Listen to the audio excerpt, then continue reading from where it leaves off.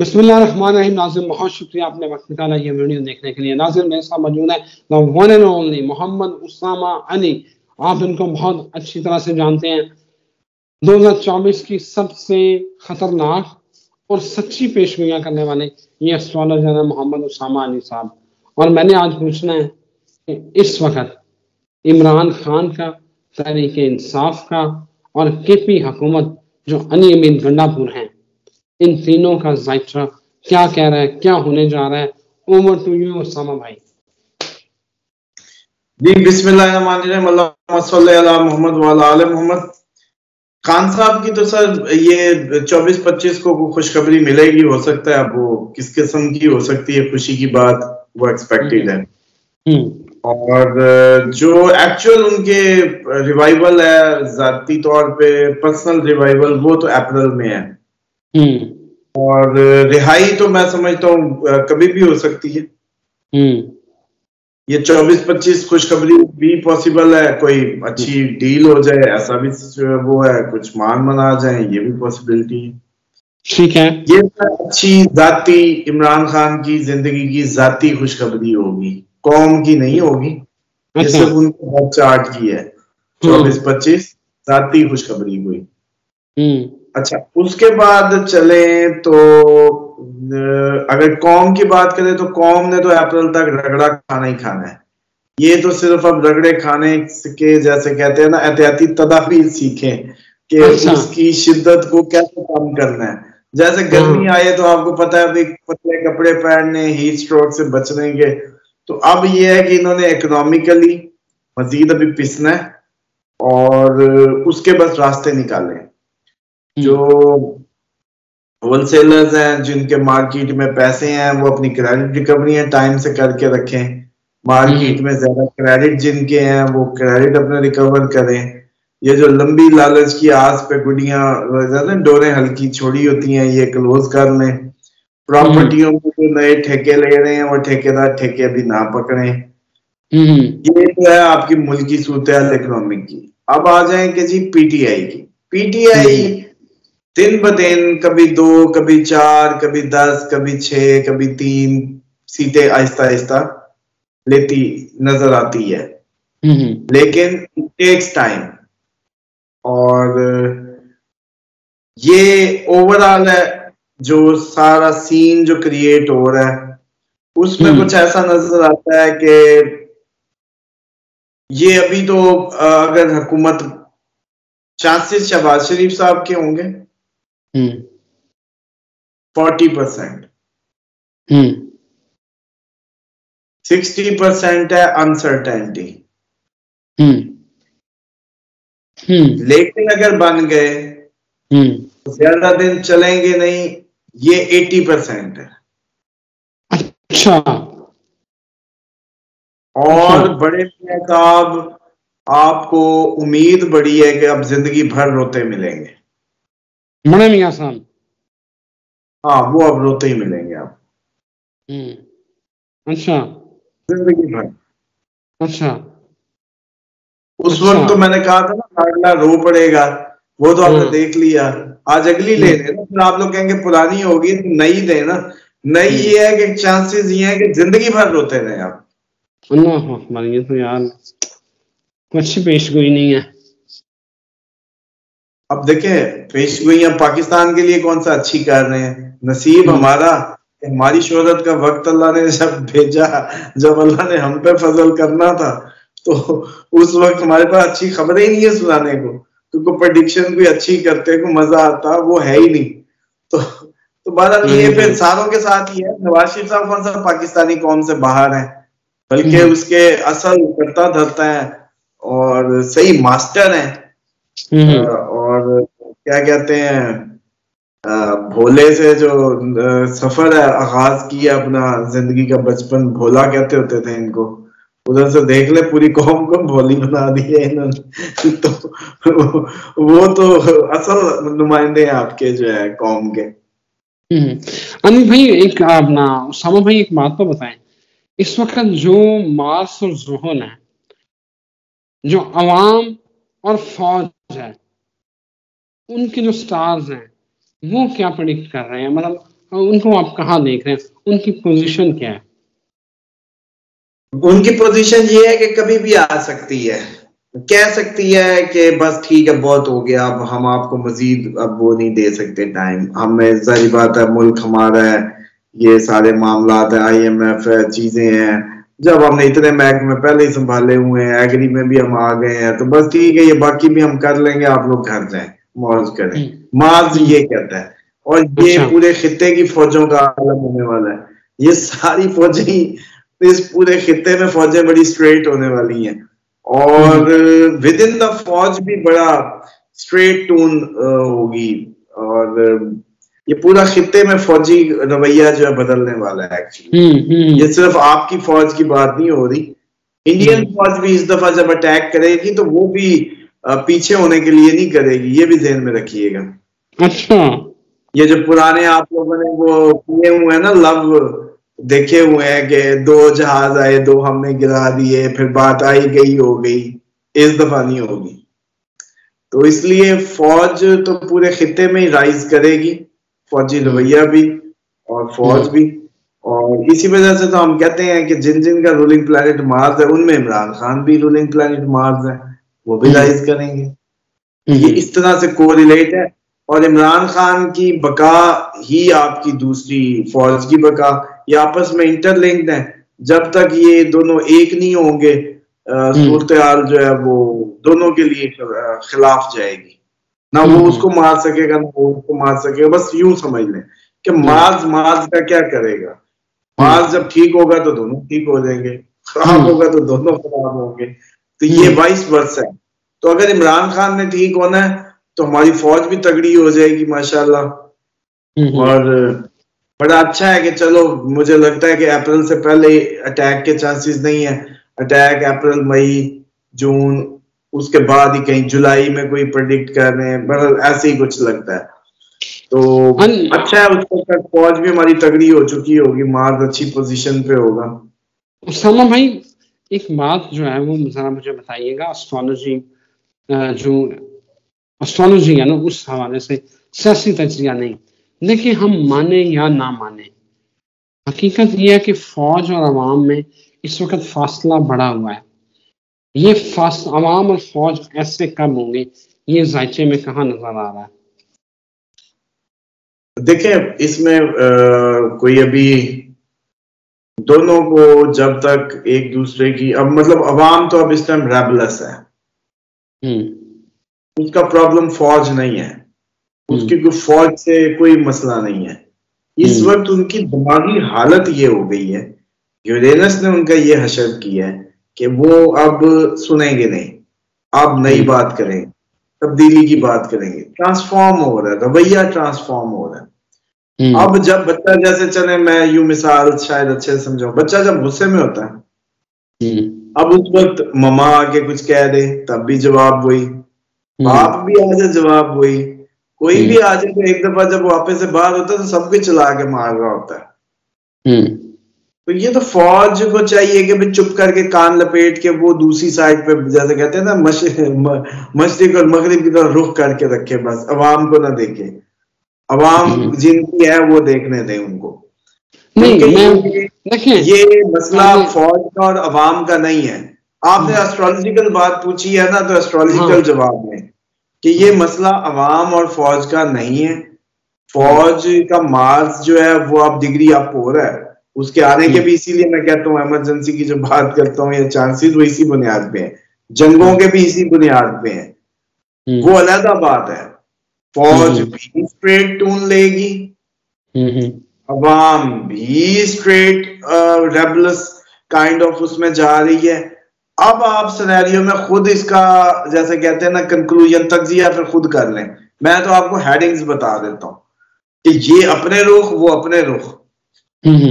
अच्छा, टकराव की बात है ना, वो ये है कि ना वो इनके रास्ते में आए ना वो उनके रास्ते में आए, कोई मसला नहीं है, उन्होंने फटना ही फटना, इन्होंने भी चढ़ना ही चढ़ना, लेकिन चढ़ाई इनकी का मैदान कोई और होना चाहिए और उनके फटने का मैदान कोई और होना चाहिए।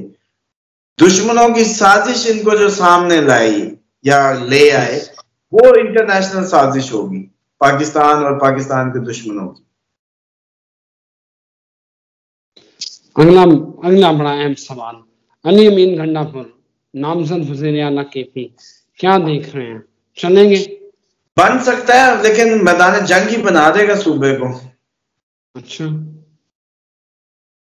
इस सिचुएशन में पेट्रोल का काम होगा, और इमरान खान ने इनसे बदला लिया, मैं समझता हूँ।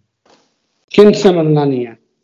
जिन्होंने भी उसको तप चढ़ाई हुई है, उन्होंने उससे बदला ले लिया है इसको वज़ीर आला नामजद करके। अच्छा, तो आपको लगता है भाईजान ये केपी गवर्नमेंट चल पाएगी इस तरह? देखिए, एक बात बताएं, कहीं तो आप वो टूटी फूटी इधर उधर की सीटें मांगताने की हुकूमत बनवा रहे हैं, कहीं क्लीन स्वीप पे भी कह रहे हैं चल पाएगी कैसा कैसा दौर आ गया है, क्या वक्त आ गया है। एक तरफ क्लीन स्वीप है, यहाँ पीटीआई को कोई जरूरत है किसी की हुकूमत बनाने के लिए?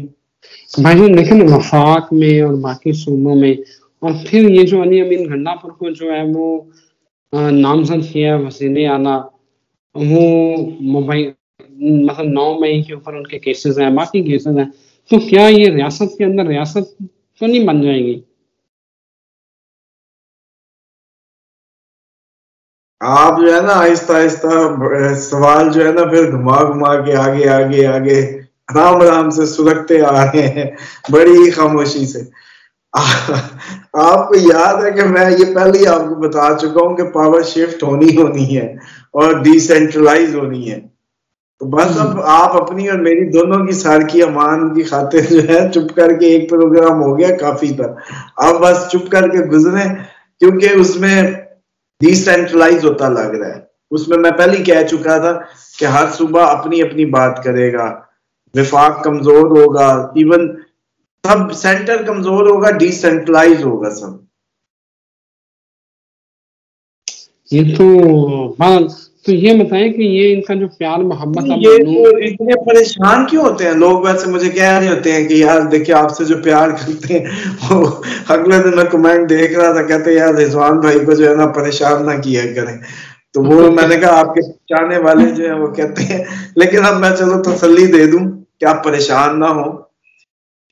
आगे वक्त इससे भी आप इससे भी खतरनाक सूरत हाल में जा रहे हैं। आपके भूख पड़नी है, आप जंगों में जा रहे हैं, आपको इधर की पड़ी हुई है, मैं अगली देख रहा हूँ, तो इसलिए मुझे ये कोई टेंशन नहीं लग रही। और मैंने तो ज़हन बना लिया कि भाई अब कोई नहीं है फिलहाल, स्रोत का कोई टाइम नहीं है, बस चुप करके अल्लाह तौबा करो।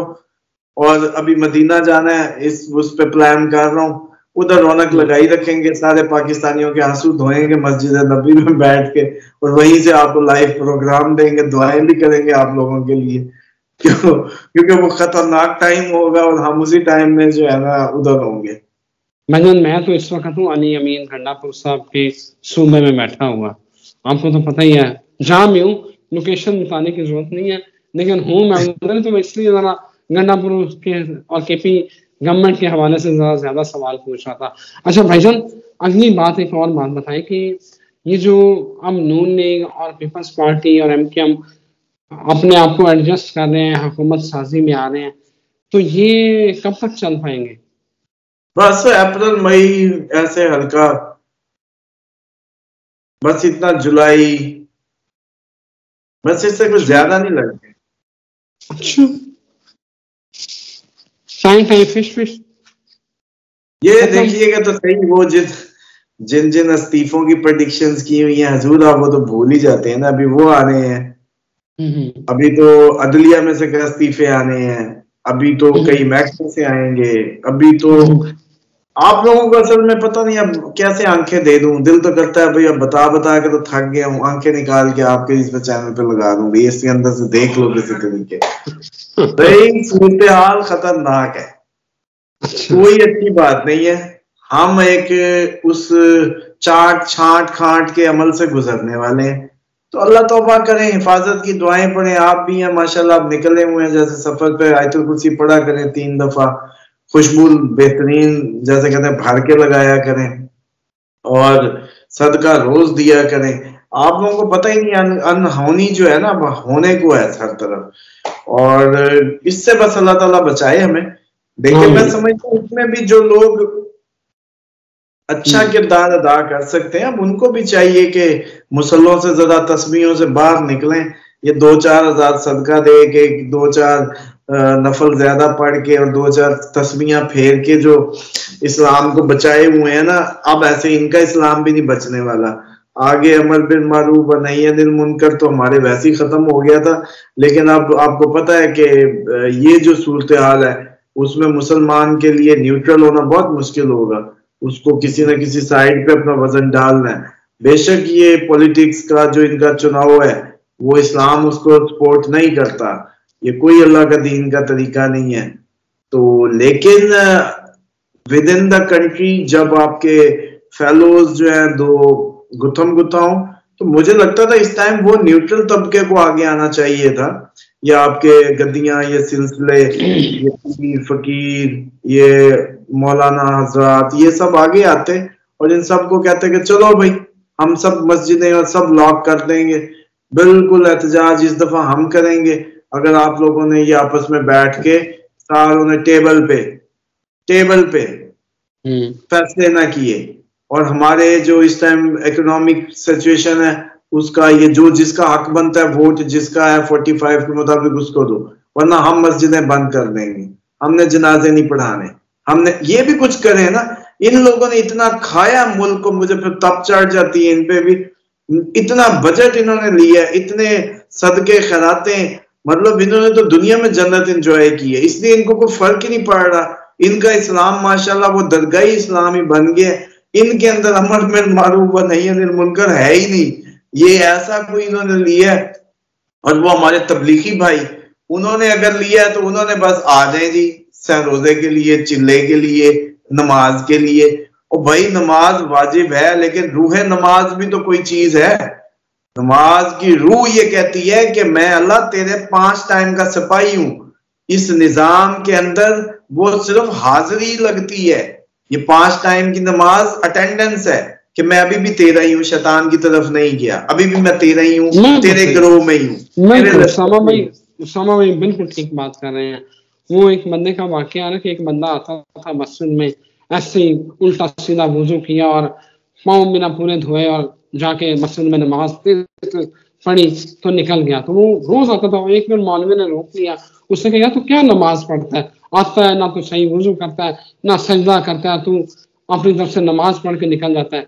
कहता है मुझे नहीं पता ये नमाज कबूल हो रही है या नहीं हो रही, मैं सही पढ़ रहा हूँ या नहीं पढ़ रहा। मैं 5 टाइम आता हूँ यहाँ सजदा देता हूँ सिर्फ ये बताने के लिए कि या अल्लाह मैं तेरा बागी नहीं हूँ, बस मैं यहाँ। तो बहरहाल जी उसामा भाई थैंक यू वेरी मच। और दूसरा ये बात है कि मेरी दुआ है उसामा भाई, ये आप ना एक ऐसे नहीं जाने दूंगा अब आपको। अच्छा। ये जो है ना जन्नत के 99 दर्जे हैं, 99 दर्जे, ये अल्लाह ताला ने बाकी फ्लोर खाली रहने के लिए रखे हुए हैं।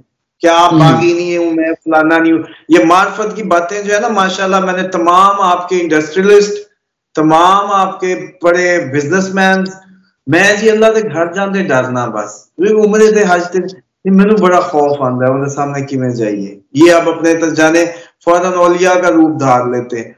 ओ भाई इतना ही डर हो तो तुम सुबह शाम अपने बॉस के मान के चलोगे, हर काम में उससे पूछोगे यस बॉस अब मैं क्या करूं, अब मैं क्या करूं।